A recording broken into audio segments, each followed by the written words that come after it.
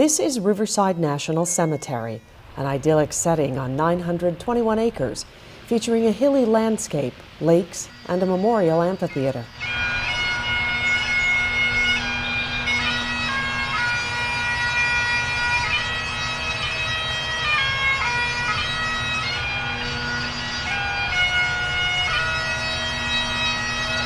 Riverside National is among 134 national cemeteries in 39 states. There are just 9 in California. The third largest cemetery managed by the National Cemetery Administration, it is also one of only 4 cemeteries recognized as a National Medal of Honor memorial site, with a memorial wall featuring the names of all Medal of Honor recipients. The Medal of Honor is the highest U.S. military decoration awarded by Congress to a member of the armed forces for gallantry and bravery in combat at the risk of life above and beyond the call of duty. We visited this historical final resting place several times, including a day that happened to be Christmas Eve.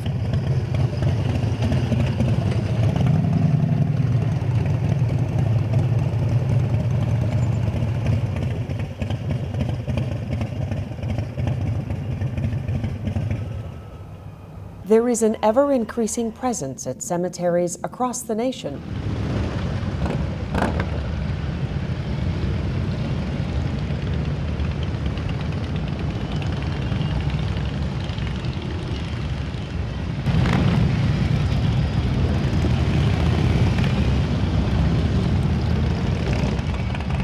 Motorcycle riders who participate in a special ceremony, a final show of respect for the American spirit demonstrated by their fallen brothers and sisters. It's a way of ensuring that they are each remembered for their service and ultimate sacrifice made for their country. No veteran should ever be buried without his or her final honors. And thanks to Riverside National Cemetery here, we've been able to start it here, and it is spreading to other cemeteries across the country.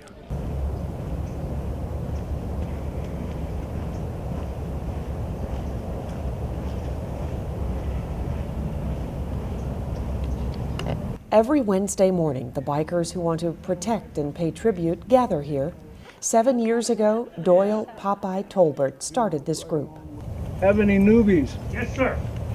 Okay, newbies, step forward, please. Uh-oh. Front Oh, you're in trouble, man. All right, this is a World War II. This is a World War II vet. Wounded in Okinawa.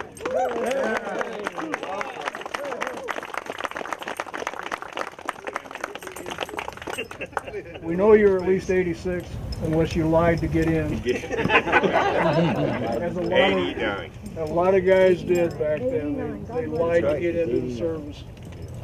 But at 89, we're really glad to see you.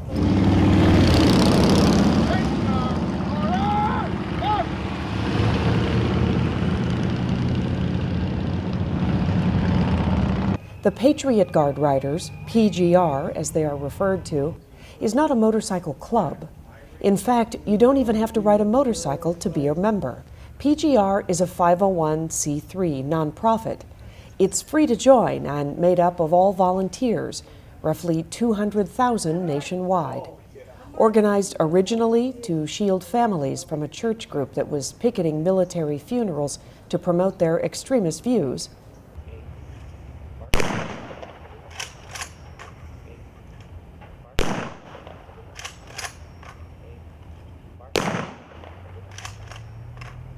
Patriot Guard simply supports military members and their loved ones left behind. More than 6,500 U.S. service members have died in the war in Iraq, but some have only had a handful of people come to say their final farewells. Patriot Guard riders like Daryl Brock think that is just wrong. It's a great bunch of people. They're here for that purpose, and it kind of filled a void for me because we didn't have family at my cousin's funeral, and so if they don't have family here, then we act as their family, and give them the honors they richly deserve. The PGR also supports Help on the Home Front, an effort to assist active military, veterans, first responders, and their families with housing needs, like repairs, building, or adapting homes for disabled veterans. PGR is a diverse group in ethnicity and age. This was the first dog tag that was issued to me in 1959. Many are veterans who have now found a way to finally talk about their own service, like Air Force veteran Jerry Galang, who served 4 years in Vietnam. To give honor to the veterans that we didn't get when we came home back then. So that's a very personal issue for many men and women who come here every Wednesday. Absolutely. And it's made my life over. Really? How so? Helped me forget about those days. The precedence is honoring the veterans that are being buried. And we do more than the Wednesday Veterans Without Families. We do other burials where the families invited us, and we try to participate I try to participate in everything I can. I've recently joined the American Legion, and it's a very good organization for helping out veterans. And so participating in like this on Wednesdays helps with your personal healing? Absolutely, yes. I'm very emotional right now. So.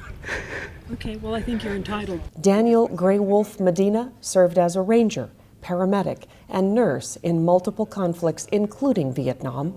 When I found out what these guys were doing, it's something that I had to join, had to be part of, to honor our fallen brothers and sisters. Something I've been doing on my own, all my life. I've come from a military family, third-generation ranger. And, I lost a lot of good buddies as a ranger, and then when I ended up being a medic, it's just something that really means a lot to me because there were so many men that I couldn't bring back. And I still got that guilt inside of me. I think I've done more funerals and last rites than all my years as being a paramedic and a nurse. Doing good? Yeah, so Doing good. when I'm here on Wednesdays and we get an occasional active duty guy coming in through here, it means a lot for me to give him a greeting and give him a blessing. Other members aren't veterans, but are staunch supporters, like Peggy Kane, who says the funerals at the National Cemetery give her a connection to the heroism, that and a 7-pound jacket she wears covered in military pins, all gifts from veterans. They got me started with doing what I do with the Patriot Guard. I spent a lot of time with the Marines, welcome homes, send-offs. And talk to me about these pins. Are those placed in a strategic way, or are they gifts? They're basically gifts from who wore them, and they have placed them in their positions.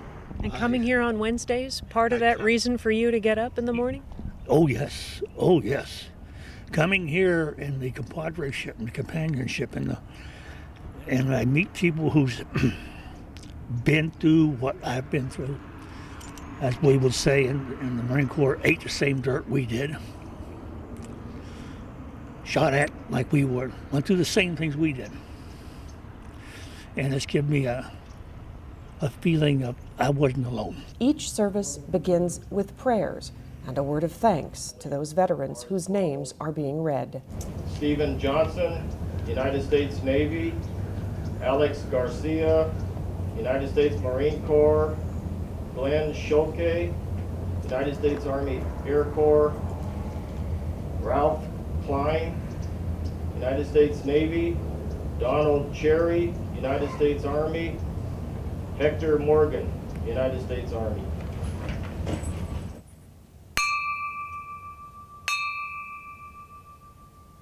Across the National Cemetery, a simple white van arrives. As flags wave in the breeze, veterans give a poignant salute, a symbol of respect and caring. It's a scene that's been repeated over and over for more than 3,500 veterans at Riverside National Cemetery. Some were homeless, estranged from family, or perhaps outlived their relatives.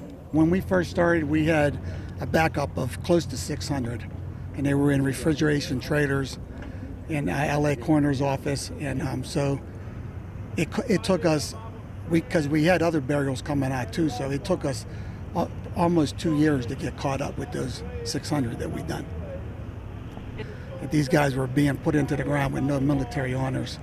Even to this day, sometimes we have veterans that come out here and say, you know, we buried our father like 3 or 4 years ago, and we didn't do no military honors for him because we didn't know that he could get military honors. So when that comes up, then what we'll do is we'll have a ceremony, and we'll have the honor guard present them with a flag whenever somebody tells us that didn't happen yet, you know. And we've gone back 10 years, you know. People say, oh, 10, 15 years ago we buried my dad. They didn't tell us nothing about military honors. So if anybody is buried at the Riverside National Cemetery and never got a flag, military honors, we'll do that for you. It doesn't matter where you're from, what you ride. The only prerequisite is respect.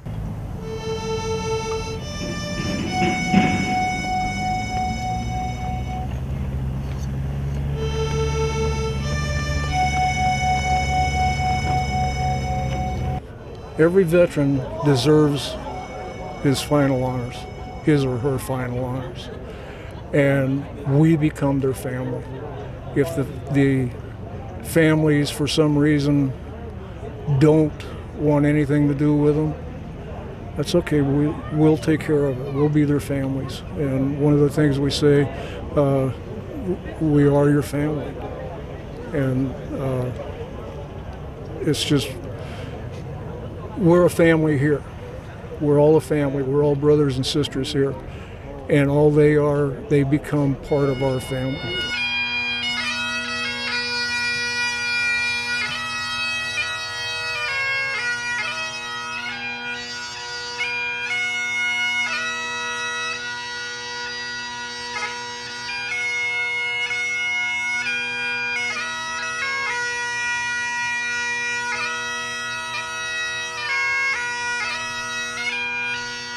Our day with these volunteer mourners, known as Patriot Guard Riders, put life in perspective in so many humbling ways. Another example of the American spirit.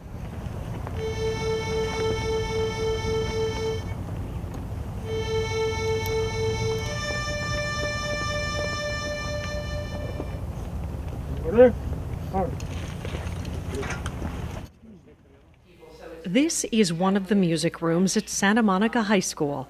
When the morning bell rings, nearly 100 students will pile in, pick up their instruments, and begin to make magic.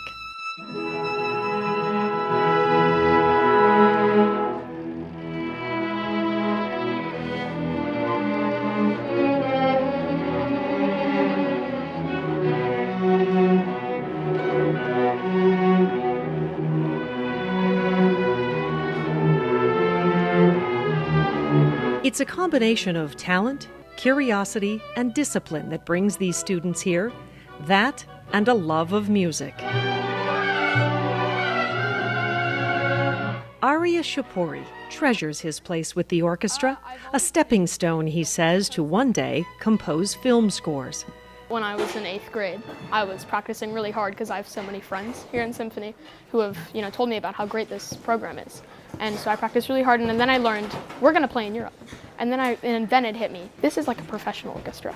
So I've worked harder than I've ever had before to secure a spot in this symphony, knowing that this would be a once-in-a-lifetime opportunity. That amazing opportunity would indeed be the trip of a lifetime, traveling to famed concert halls abroad to perform as an American high school symphony orchestra. Mira Baum tells us the same story of practicing for hours on end to perfect her clarinet playing. Well, I've never been to that part of Europe before. But I've never been to Paris, and the chance to play in the Royal Concertgebouw in Amsterdam, which is one of the most amazing halls in the world, is, especially for someone who doesn't want to study music in college, it's so incredible to have that opportunity. One of the most famous concert halls in the world with unparalleled acoustics, the Royal Concertgebouw was built in the late 1800s, before the science of acoustics was even developed. Its list of legendary concerts is long and illustrious, with names like Richard Strauss, Louis Armstrong, Sting, and Vladimir Horowitz having performed there. Together with its house orchestra, the Royal Concertgebouw Orchestra has been voted the best orchestra in the world. So it stands to reason that Joni Swenson, the woman twice named Music Educator of the Year in California, would strive to earn a coveted spot for her high school symphony to perform at Concertgebouw. Swenson has been the symphony orchestra director for 14 years at Santa Monica High. A graduate of UCLA, she taught for decades across California. Swenson has served as guest conductor for many honor orchestras, and she remains humble and points to her students as the reason the music program is so rich in talent and opportunity. They are very talented. I have an amazing group of dedicated, committed, and smart and very talented kids.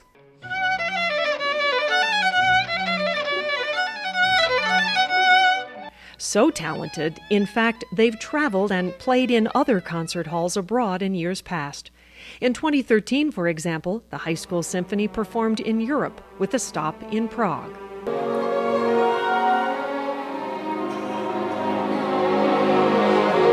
Traveling to Europe again meant months and months of fundraising and endless preparation.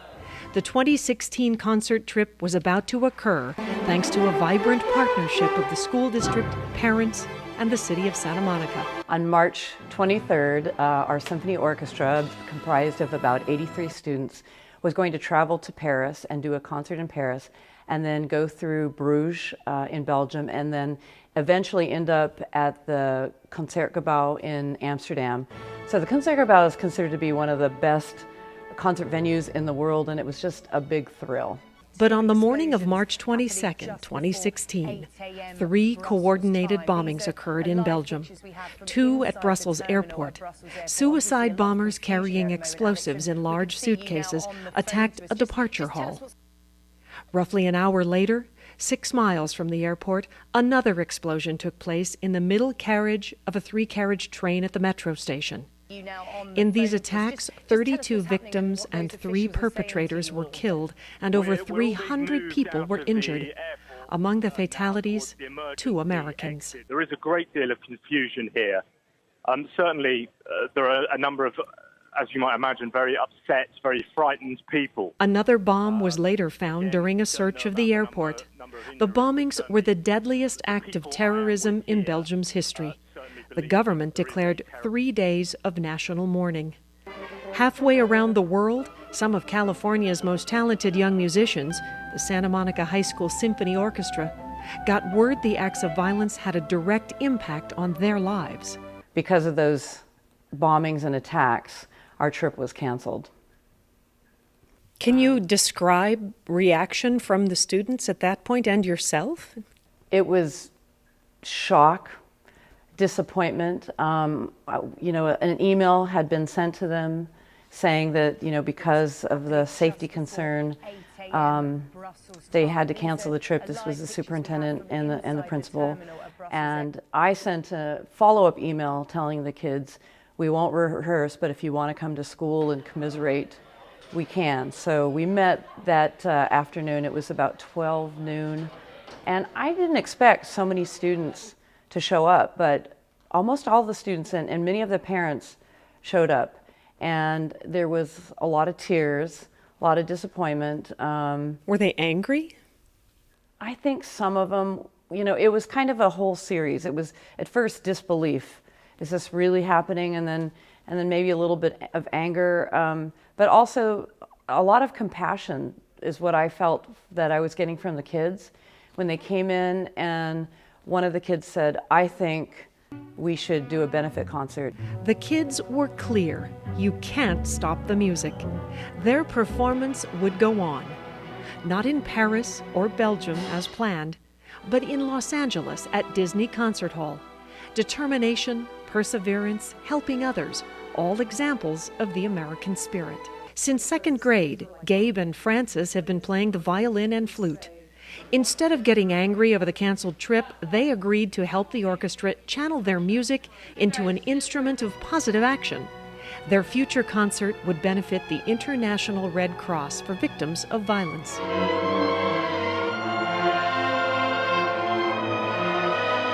Between the part where we announced the Disney Hall concert and, the actual announcement of the attack, we thought, what happened? What was going to happen? So all of us were very distraught. We were very, what were we going to do? Because we had, a whole 2-week break where we had it free and, just for this trip. And so everyone was kind of just scrambling to make plans, and it was kind of a mess. The orchestra members, though, turned their disappointment into positive action. And it all came from, one person, and we all just took the idea and we took it to heart because, that's the whole point behind this, is to make music. So if not there, why not here?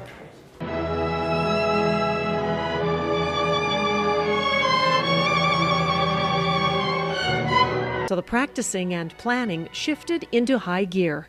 For some members, this would be bittersweet. Roughly a dozen seniors would graduate high school in 2016 and would never again have the chance to perform in Europe with this orchestra. I remember kind of being scared when I learned about the act and about the event. I was kind of paranoid and anxious to see what would happen. But then when the actual email came out, that's when it was like the big letdown. But the big letdown has kind of turned into something really cool now. It has, yeah. After much disappointment, it's like really exciting, and it's really I want to say like exhilarating to have this opportunity to do something, We were going to go to Europe and play for people, but now we get to play like for people, and we get to make this bigger difference that's, that helps people, and it's much bigger than what we had initially planned, because it's, aiding these people who need our help, and I think that's a really good cause. Talk to me a little bit about your music in general, and everyone in this orchestra, the importance of music in your lives.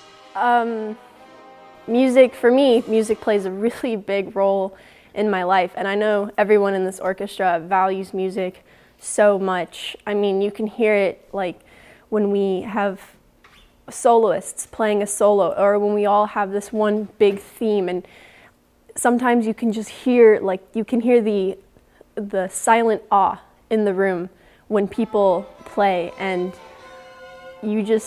I've cried so many times just listening to people, and I can hear and I can feel the emotion in the room that is happening when you listen to these people putting their emotions and their feelings into their music, and I think that was really special, especially in the program that we were going to play. I'm an outsider looking in, but what I've observed is the connection that Joni has to all of you students. Mm-hmm. That's incredible. Yeah, it really is.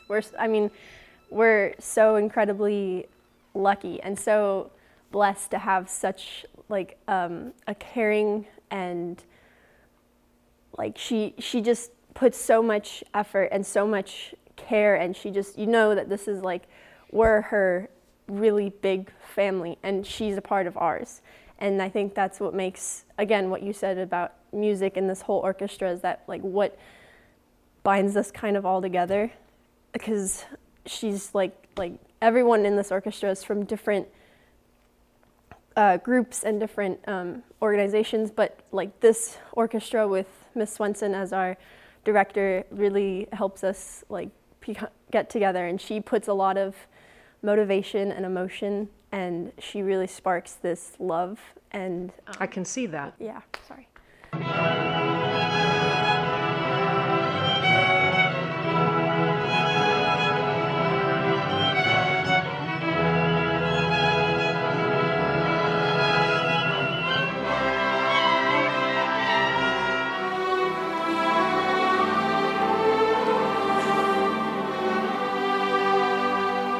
What's the significance of not stopping the music here, of continuing this performance? What kind of message are we sending?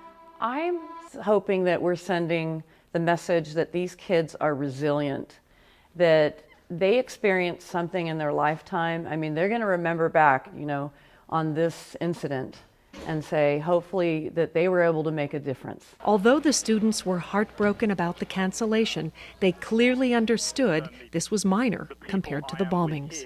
One of the things I think that we can really hold on to is, although we didn't get to go on the trip, we did all this work. We still can say that we successfully put together a concert that was ready for the Royal Concertgebouw. And although we're not going to be able to play there this time, we can still play at an awesome venue like Disney Hall and be able to show that we did put in this work. It wasn't for nothing. I was distraught. I was kind of, maybe just a little bit frustrated. But then I realized that we lost our tour when some people lost their lives, lost their families' lives, lost their limbs. So I feel like doing this benefits concert is really the least that we can do, because all we lost is, maybe playing in the Concertgebouw is something that is once in a lifetime and we didn't get to play it, but You may one day. I may one day, I may go there and see it, and I think that the practice that we did really brought people together. I've met people that I didn't know before. I've had such a great year. I think that we need to help around where we can. To me, the important part is remembering how privileged we are to live here where we do, where we're safe. And our only encounter with this was through not being able to travel, where there are some people who didn't even get to go home that day. So I find it really powerful to be able to do something to help and give back with this music that we spent so long preparing.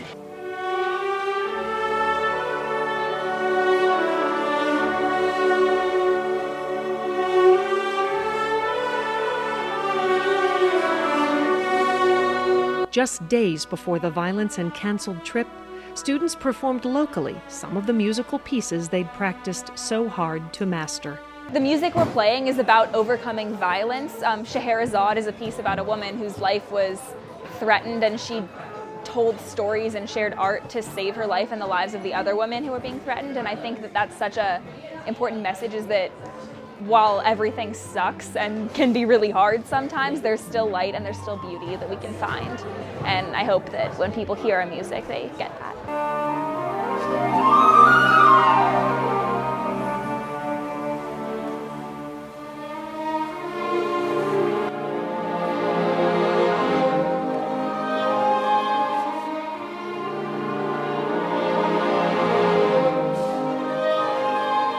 Even though there are no plans to reschedule the Royal Concertgebouw trip, in the end, love of music and mankind prevailed.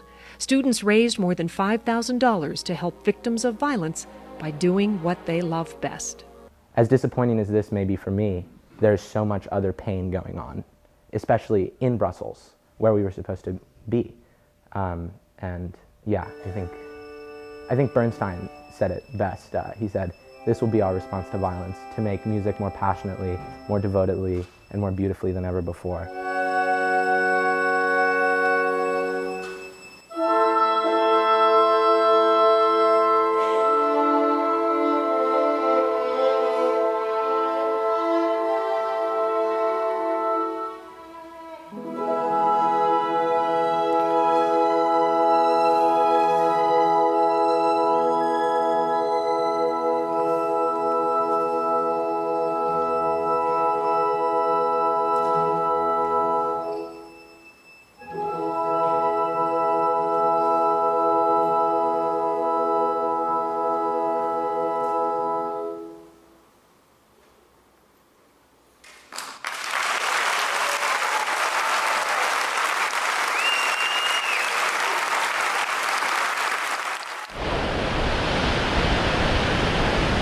It's a beautiful day at the beach in Santa Monica, California, perfect for sunbathing, sand castles, and of course, surfing.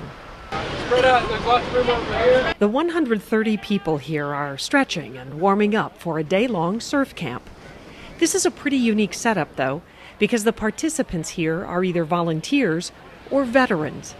Surfers have come together to enrich the lives of America's veterans by connecting them to their community through physical and social activity. Tim McLean leads the group in a little pre-surf yoga. All right, now tuck your toes under your heels. Take a breath in, and as you exhale, lift your hips way up high to downward facing dog. We'll start just to loosen up the calves here. So take a breath in, lift your right foot up, and then bring the toes of your right foot onto the back of your left heel. And then just stretch that heel out. So stretching through your Achilles, stretching through your calf muscle. Give it about 2 or 3 breaths there. Laura Werber and Chris Merkel represent a group known in California and nationwide as Team RWB, Red, White, and Blue. They are the Eagles. Team RWB, Team Red, White, and Blue, is a nonprofit organization whose mission is to enrich veterans' lives through physical and social fitness. And so give us some examples of what you do to help veterans. Okay, well, it actually is not just a group for veterans, and that's the beauty of it. It's an organization that brings together veterans and supporters of veterans, family members, and other supporters, and we come together on a regular basis for activities, physical events like races, hikes, yoga classes, surfing, you name it, we do it. If it makes you sweat, I want it on our calendar. We also do a lot of community things, volunteer service projects, whether it's working at a food bank or helping out with putting together care packages for deployed service members. And then Ways of Valor is a combination of all those things. It's a service project that we help to organize for the rest of the veteran community, so it's both physical and a volunteer project at the same time. Team RWB is part of an aggressive effort to reduce the suicide rates among veterans in America. Some estimates put the numbers as high as 22 per day. This collaboration is between Team RWB and the Department of Veterans Affairs, who, in the classic style of the American spirit, are reaching out to help one another. It's all about the veteran, and our mission at VA and with Team Red, White, and Blue is the same, serving the veterans, serving our nation's heroes. This is just one of many events that we're honored and privileged to be able to put together and have these veterans participate, have fun, camaraderie. It's amazing. And you know what's cool is, of course, only in California would it be a surf camp. You could be biking or hiking or doing anything else. Is there generally a good response to surfing? There's an amazing response to the surfing events. Our alternate therapy programs are very robust. They serve these veterans each and every day, whether it's from animal therapy to surfing to running, anything that gets them out there, gets them together, and gets them going. It's what we do, it's what we love. It starts with the basics as an instructor takes a vet through the steps. This is the closest. Oh, when the wave goes? Yeah, once it goes, so this position here. The emphasis is on teamwork and plenty of support for veterans who may be hesitant to venture into new activities on their own. Chris and Derek, for example, are U.S. Army veterans giving back. Between the beds and the ocean, just being out here, it's a great day. Make sure they have a good time. Probably one of the best events we do because a lot of the athletes that we get out here spend a lot of time being told they can't do things. They can't be who they were, they can't act the way they were, they can't do the things they used to be able to do. And so we get to bring them out here, and it's our pleasure to be able to show them something that we love to do, get them out here, and it just really, it's almost like the rebirth of a person. Team Red, White, and Blue is a diverse community. Wounded veterans, advocates, athletes, and supporters. Surfing is just one of the many activities the group hosts throughout the year in the U.S. and a few overseas locations. We wanted to find a way that we could incorporate an activity for veterans that's also a social part that would bring our community together. So veterans are really great at isolating and staying veteran to veteran. This really brings our community together and puts them, partners them with a veteran, surrounds them with somebody who knows what they're doing surfing-wise, to a veteran who's used to taking commands and learning something. So it kind of puts them in an awkward situation where there's no, you're in the military, I didn't serve. Now there's a balance of, I don't know how to surf, you know how to surf, they take the instruction, and it really places the veteran in a safe space. We surround them with a team of volunteers who really want to be there to help them. The 4 hours, they're not thinking about their injuries, mental, physical, or whatever it is. They just want to have a good time, and they want to be free, and they don't want to just be patronized as a veteran, and it's really freeing for them. And when they walk at the beach, that community member and that veteran are one, because now they have, no matter what their past, now they both experience something together, and like, that was awesome, like I had an awesome time. Thank you for sharing that with me. And it's a genuine, like, we like, thank you for your service, but when people come off the beach, it's like, next time you're in Santa Monica, like, give me a call, like, I'll take you out surfing, and there's a genuine connection, and it's an amazing feeling for our guys and gals. Carlos Rodriguez tells us an amazing story of grit, determination, and perseverance, examples of the American spirit. He was 11 Bravo infantry stationed at Fort Hood, Texas.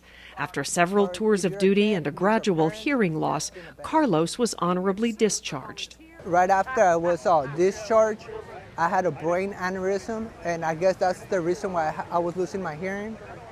And I almost died when I went to when I got accepted when they took me to UCLA, but they saved my life. But you're doing well enough today, you're going to surf. Hey, I didn't die, like I said. So if you die, you're not doing that well. If you don't die, you're doing pretty good. Are you here to surf or volunteer or both? I'm here to surf. They wouldn't let me volunteer, but I'm here to surf. Do you know how to surf? No. Are you a little nervous about that? I didn't die from my brain surgeries, so I'm pretty sure I'm not that nervous. You've been through a lot. Yeah, somewhat. I'm alive, so that tells you right there, you know? If you don't die, I guess you haven't been through a lot. So has Cindy O'Hara. She served our country for 20 years active duty with the U.S. Navy and a second career in the Army Reserves. She's among many here recovering from a traumatic brain injury. And even though she has difficulty simply walking, today is her chance to conquer surfing. I have lots of fun and helps me get some exercise, gets me out of the house, gets me talking with other veterans, and get some sun, some vitamin D. How important to you is the camaraderie, being with other veterans? Oh, that's really important, because otherwise I'd be home so by myself. So yeah, the support of the other veterans really helps, and to see everybody achieving more and exceeding their boundaries. So, I mean, we're used to that in the service, is pushing our limits all the time. So I think this is a good activity to do that. And speaking of pushing the boundaries, you're going to surf today. Are you a surfer? No, I'll call myself one after today. Cindy, you crushed it! Oh my gosh! So good! Woo! Well, we're out there fresh here? Yes! We had a double on the last one. Yeah. Right here. You want to sit on the board, Zach, again? Yeah. We gotta put our queen back on her throne. Yeah. The surf queen. Good job, Cindy. Thank you. That other one was awesome. Last wave. That's the one you want to end on right there. That was incredible. She's up twice. Yeah, you fell on your butt. I'm like, oh no, did you got right there? Like, it's still going. I heard somebody say, get up again. Organizers with RWB have said all along that veterans who participate in physical activity are healthier, happier, and more civically minded. Now they can prove it. Researchers at Syracuse University's Institute for Veterans and Military Families released its new study on Team RWB. More than 270,000 individuals took part in group events last year. 40% were non-veterans looking to better connect to the military community.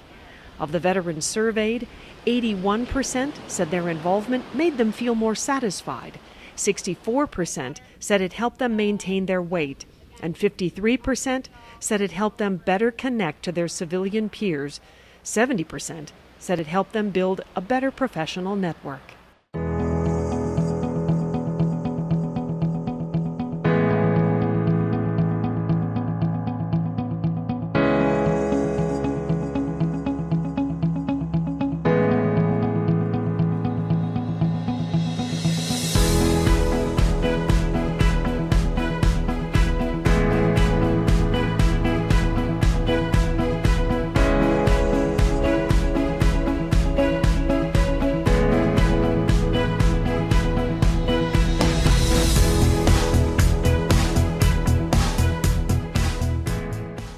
Jeff Viscontini is a retired Marine having spent time in Vietnam.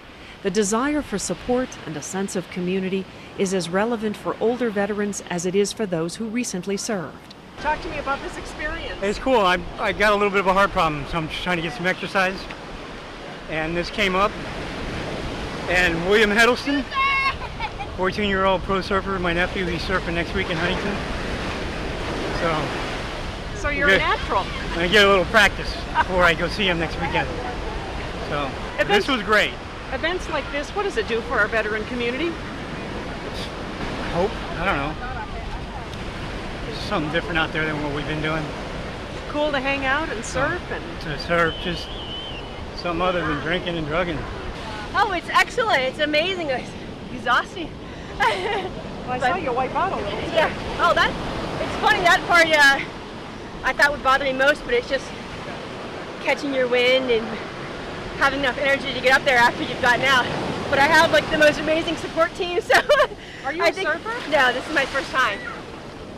So I think. Wait. Well, I just started. Yeah. Yes.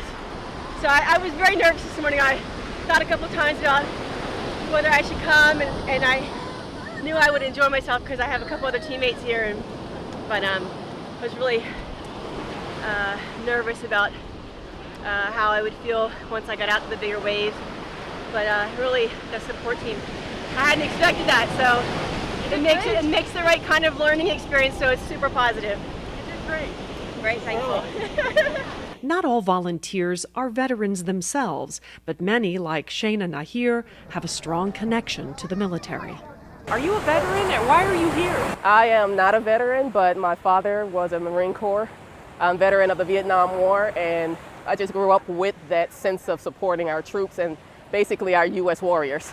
So I haven't been in California long, but I am active with the veterans group because they deserve our support. Are you a surfer? I am a surfer.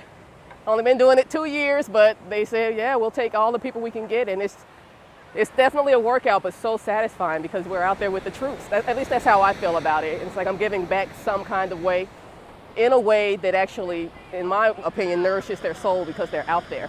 Today, mission accomplished on a beach in Southern California. Team Red, White, and Blue is already working on the next activity to help their military brothers and sisters persevere and recover. As the sun sets along the glistening California shore, it's about celebrating effort and achievements and those who have given so much for our country. That's the American spirit. Hello, I'm Mary Parks. American spirit. Say those words and many images come to mind. You may think of heroic acts in times of tragedy, a person or an entire family that overcomes adversity. In reality, selfless acts by ordinary individuals that help others take place every day in every part of our country. They aren't likely to make the headlines, but their impact is just as real, and the effect on our communities is just as powerful. At Exploring the American Spirit, we're going to take a look at some of the phenomenal accomplishments done by people who saw a need and found a way to meet it. I'll be your guide on this incredible journey, so pull up your chair and relax as we explore the American spirit.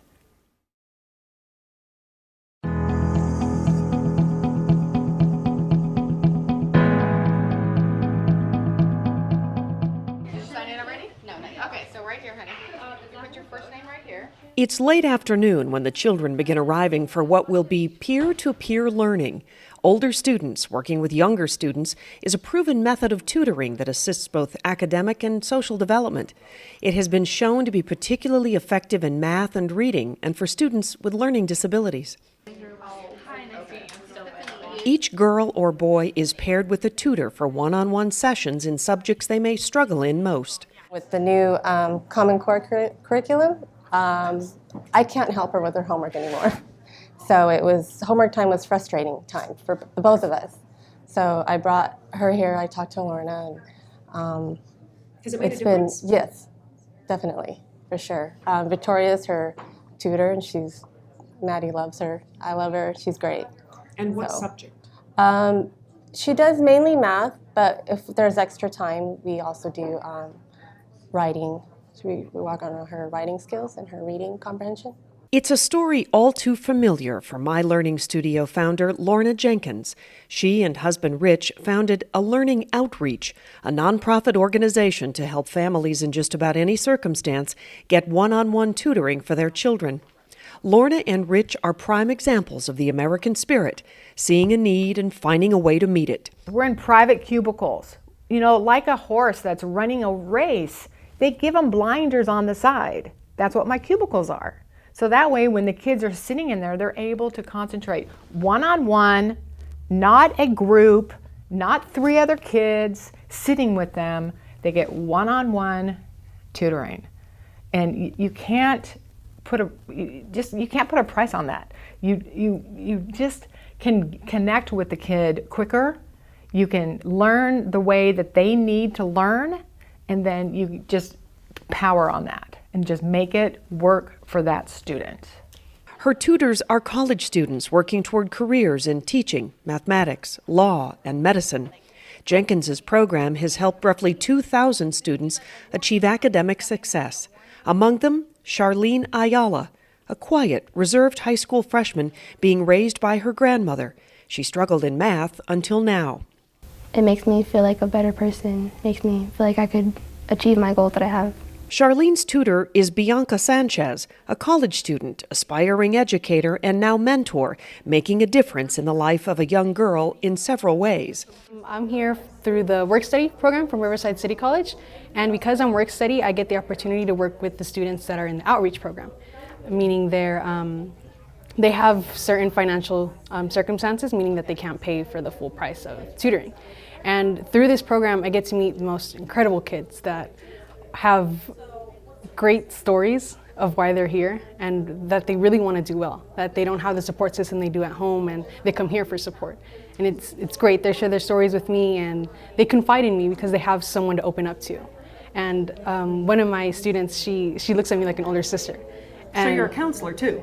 Something, yeah, honestly, something like that. If they, sometimes it's easier if you ask them like, you know what, tell me about your day. That way it's easier for them to focus later on in the session and it helps them a lot. Across the room, Jenkins can't help but shed a few tears and calls this the best job ever. I love kids, and I just have a way with them. God has given me this gift, and they can come in and be all grumpy and all like, I'm just like, oh, come on, chill out. Just give me one session, and they're out, and they love coming back time after time. Rarely does anybody not want to come back after one session. The Learning Studio outreach often targets foster and homeless youth, a population, Jenkins says, that's often forgotten and can easily slip through the cracks. Adopted and court-appointed children also get help here. Yes, I'm raising my grandson. I was ordered by the court. The court gave custody because his parents were involved with drugs. And he suffers some HDD, and he just has trouble concentrating. His reading's fine, but math, he just had trouble retaining it. And then with this new math and the way they move on in school, he was just getting further and further behind. And I tried explaining things to him, and he just didn't grasp it. Did you think as a grandparent you'd be parenting all over? No, I did not. It's the first thing in my mind, too. I got that first call that his parents were being arrested and Wyatt was going to be picked up at Child Protective Services. George Purchase counts himself among the very fortunate. His son stayed clean and finished college with an engineering degree. His memories, though, remain painful. Yeah, it took him 15 years. How old is he? He's 38. That's what I told him. When I told him he was 15 years behind everything, where he should have been. Right, but look at him now. Yeah. Wow, good deal. I remember one time I told him about I choke up, really do. I don't know why, but I do. Because it's your son and your grandson, that's why. But look where I thought I your would get son over it is. by now, but I don't. And one time I told him, please do me a favor, carry my name and telephone number. So when they find you on a bridge dead, you know who to call. Though difficult to hear, it's stories of adversity and determination that motivates Jenkins to do more. I love it. This is the best. Because the difference that you make in these children's lives, you know, I mean, so many of my staff, my tutors now, are my students are my tutors now. And then they become teachers. So we're making a difference in the world. As a mother, she says her ambition to give back stems from her own struggles. She has dyslexia, a reading disorder, and attention deficit disorder, ADD. Jenkins admits aside from homework, she didn't read a book until age 21. When I had my kids, I wanted the best for them. They are ADD, ADHD, and APD. APD is auditory processing disorder. And so my youngest one couldn't read. She couldn't even do the alphabet. She redid kindergarten. And then by the time she was in 3rd grade, she was still far below basic. She couldn't read, but she had great math. So then when I was sitting there with the teacher and she's giving me her grades again, I'm just like, come on, what's wrong? What's wrong with her? She's smart, she can do her math. Why can't she read? So then they tested her and they found out she was auditory processing disorder.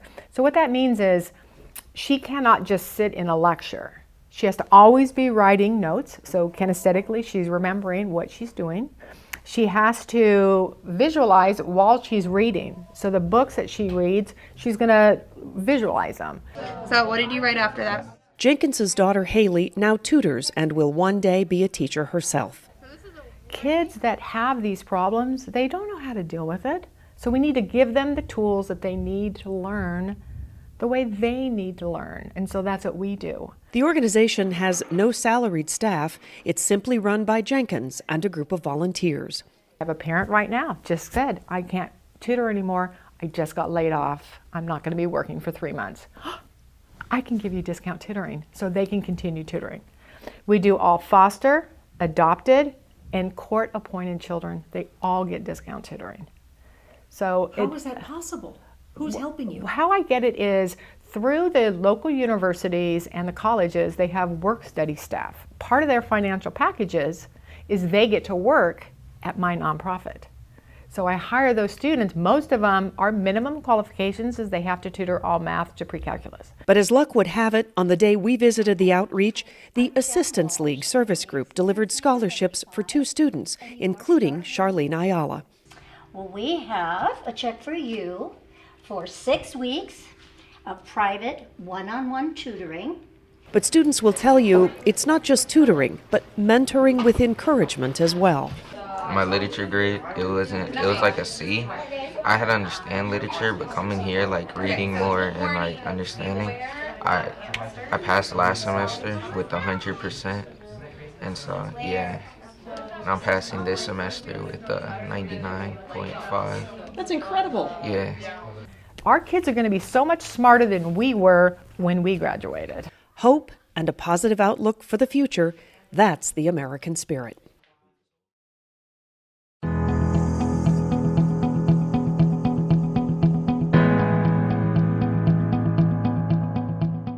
It's just after 5 o'clock in the evening. Candace Ransom is running a few miles before the sun goes down. Running holds a special place in her heart. It's something she did often with her son Lucas. At one time, both were competitive athletes. No parent expects a child to die before they do, but when the unthinkable happens, some find a positive way to channel their grief. That's the message Candace wants the world to know. Well, Lucas, you couldn't miss him in a crowd. He always wore the brightest colors, and he just had a personality that would light up the room. He just made you feel good, whether it be a stranger, somebody that he didn't even know. He would make people feel really good. He loved children. He was not only a lifeguard, but he was a swim instructor. So the little kids really looked up to him, and he really enjoyed it. So I think that essence. Children always, for some reason, I don't know if it was because his hair was so curly, that they would look up at him and, there's that fascination. 19-year-old Lucas Ransom was a student at UC Santa Barbara. After finishing final exams in October 2010, he phoned his mother to say he loved her and was off to catch a few waves with his roommate, a high school buddy. He had called me, and he was so excited about that day. He just said, Mama, you wouldn't believe it's just the most gorgeous day. And so he was going to go out there. The waves were bigger. They'd been tracking the waves in really big storm, really big waves about an hour north of where he went to school up at Surf Beach. And so he basically said, yeah, I'm going to go in and I'll call you when I get out. Not long after, Candace received the unbelievable call. 10 minutes after hitting the ocean, Lucas had been killed in a shark attack not far from shore. Lucas's death became a national news story. They were out there. They'd only been out there, I think, for not more than probably 10 minutes or so, 15. His friend said that he caught the biggest waves, which, you know, I knew he was doing what he loved, and so yeah, his friend looked over, he heard him calling, and there, incredibly, was a 17-foot great white. And so it happened so quick that there really wasn't anything that he could do. This is Ransom's bodyboard, a 13-inch chunk gone, bitten off by the shark. Authorities are trying to determine which kind of shark attacked Ransom. Experts say based on the injury and the shark's behavior, it is most likely a great white that may have mistaken Ransom for a seal. Great white sharks are often portrayed as some of nature's fiercest predators. Weighing up to 5,000 pounds, they are known to strike without warning. But their attacks are rare, 91 in the past 90 years in California. 13 of them deadly. His best friend, he was so courageous. He swam over to Lucas and he swam him ashore. In light of here, he'd just been right there where the attack happened, and he swam him to shore and he tried to save his life, but he had his leg severed, and so there really wasn't anything that he could do. But yeah, he was doing what he loved the most. You know, the ocean was very dear to him. 2 weeks after Lucas's death, Candace ran her first solo race, the Santa Barbara Half Marathon. It was a race she and Lucas had planned to run together. She finished 4th in her age group. Candace decided she would honor Lucas by continuing his generosity to others by founding Medals of Courage. To inspire and encourage children struggling with illness, Lucas often gave them his winning medals. In the midst of her own unimaginable pain, Candace found some measure of relief from her grief while creating meaning and hope for others. It tugged on my heart to continue on where he left off when he shared his race medal, and so I just knew that this would be a beautiful way to continue on where he left off, and so I found that it has been very therapeutic for me. It wasn't intended that way, but it's a way that I have the ability to share these, that hundreds and hundreds of runners across the country have wanted to share their race medals and share their strength and their courage with these children. And it's a special way to let them know that there's a lot of people cheering them on, and it's been very, it's helped in the healing process, I think, for all of us. Typical of the American spirit, one person's small act of kindness inspires others who join in, and soon the effort grows. Candace started collecting and donating marathon, half marathon, and triathlon medals to give to children in hospitals. To keep her son's memory alive, for most races, Candace dresses in outfits inspired by what Lucas wore: zebra stripes, cobalt blue face paint, and a touch of his favorite color, green. There's been hundreds and hundreds of children that we shared them with, but I think as well as that, the parents, the family members, you know, you can see how much it means to them, and how when their children's faces light up, you know, that it makes a difference for them. But on the other hand, all the runners who have so generously donated these medals they've worked so hard for, and in some way, it's a way that I think they really feel really good about what they're doing, to be able to share kindness and share their strength and their courage with these children. And so in that sense, it's not only the children and their families, but it's also these runners who have been able to give back and to help to bring some hope and encouragement to these children, and to light up their hearts and with smiles and make them feel good that other people are pulling for them. Candace is inspired not only by Lucas, but by another son, Laramie, who died at birth. Her youngest son, Travis, is the one who encouraged her to run again. And I leave some of these with the hospital so that they have them, so that they can give them out individually. This is like the Long Beach, Ironman, Surf City ones. The medals are bright, colorful, and line her dining room. Candace wants to forge relationships with more hospitals to deliver her medals of courage. More Ironman. I mean, there's just a slew of them. We've got some from the Navy SEALs from down in San Diego that I've gotten these from. Really incredible from some of these people who have shared them. I think, you know, some of these people I don't know, some of them have sent so many. It's really amazing that you know that they worked so hard and what this means to share these with these children. Her mission is to share hope and kindness, especially to those facing a difficult journey. Candace packages each medal herself. I've got all these boards that are in the back room that I cut up, and then what I do is I have these, and this is the message: may this Medal of Courage be a symbol of your courage and of the hundreds of runners cheering you on, sharing strength, hope, and courage. So what I do is that I'll glue these. I cut these out and glue these, and then I'll go ahead and attach these on here, and then if I have the rubber bands here, what do I do with my rubber bands? Well, basically I get a rubber band and I just wrap it around these, and then they're ready to go. And that's what you give each child? Mm-hmm. And then this, well, it's in different ways. These ones are ready for them when I'm not there to give them to them, because basically the children, we let them pick out their own medal when I have a whole rack.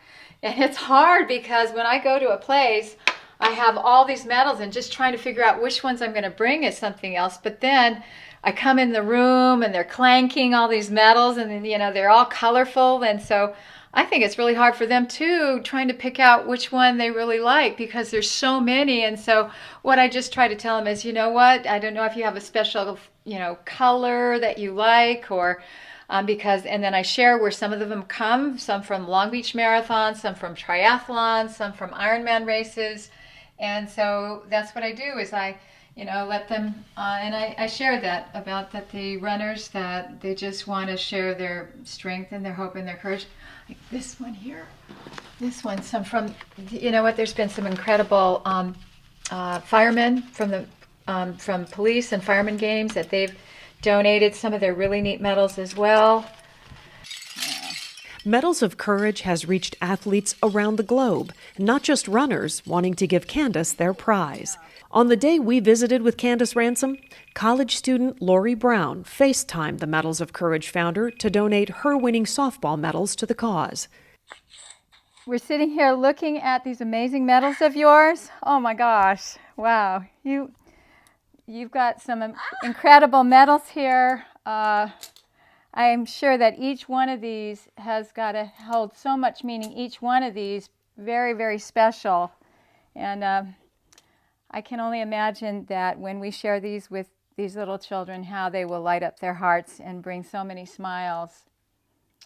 That's great. I'm really glad to be able to give those to you. Wow. I'm really happy. I hope that they make the children smile. They can't begin to compare to some of the challenges that some of these children go through, but I can only imagine that you've worked so hard for each one of these, and they will really light up these children's faces. And thank you so much, Lori. They are... Oh, that's great. No problem. It's my pleasure. And Lori, this is Mary Parks. Where are you? I'm in Limerick, Ireland. Oh, wow. You're across the world. Yeah, I am. Ireland, my favorite. That's my Lukey's favorite color, green. He loved green in Ireland, so no, that's a pretty neat place to be. Limerick? Wow. Beautiful.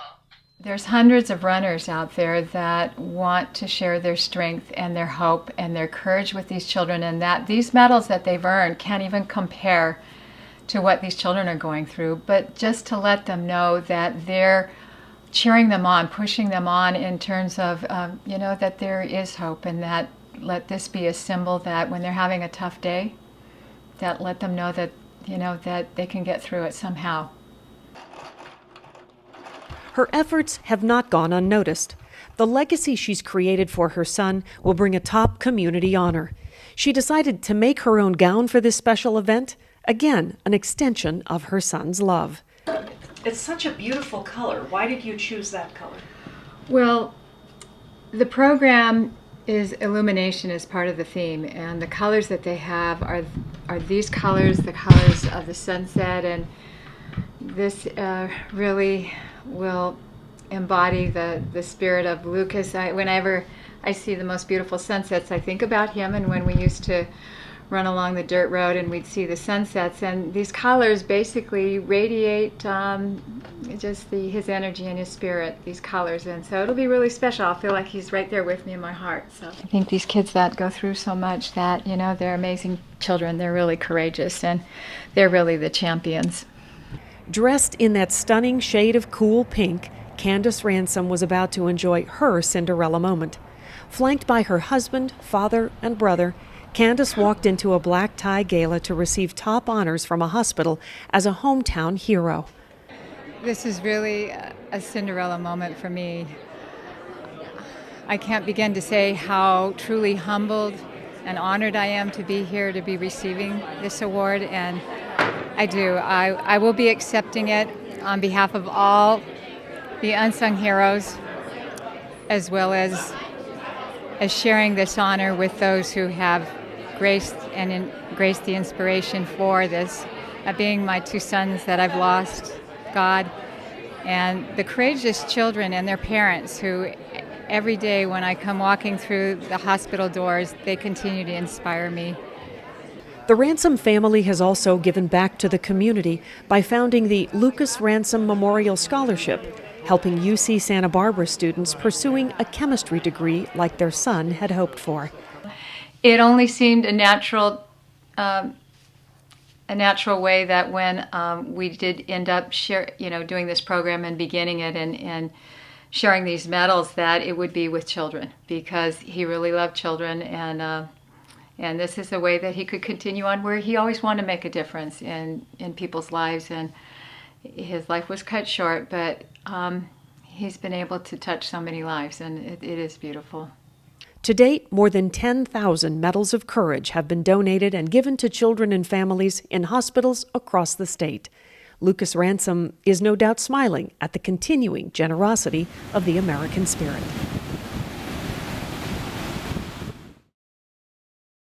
We hope you felt the time you invested in watching today's story was worthwhile.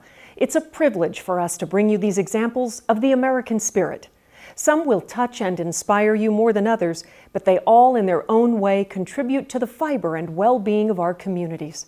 We are humbled by the people we meet and are always amazed at what they can accomplish, often by mere grit, determination, and perseverance. That's the American spirit. Join us next time for another stop on our journey exploring the American spirit. I'm Mary Parks.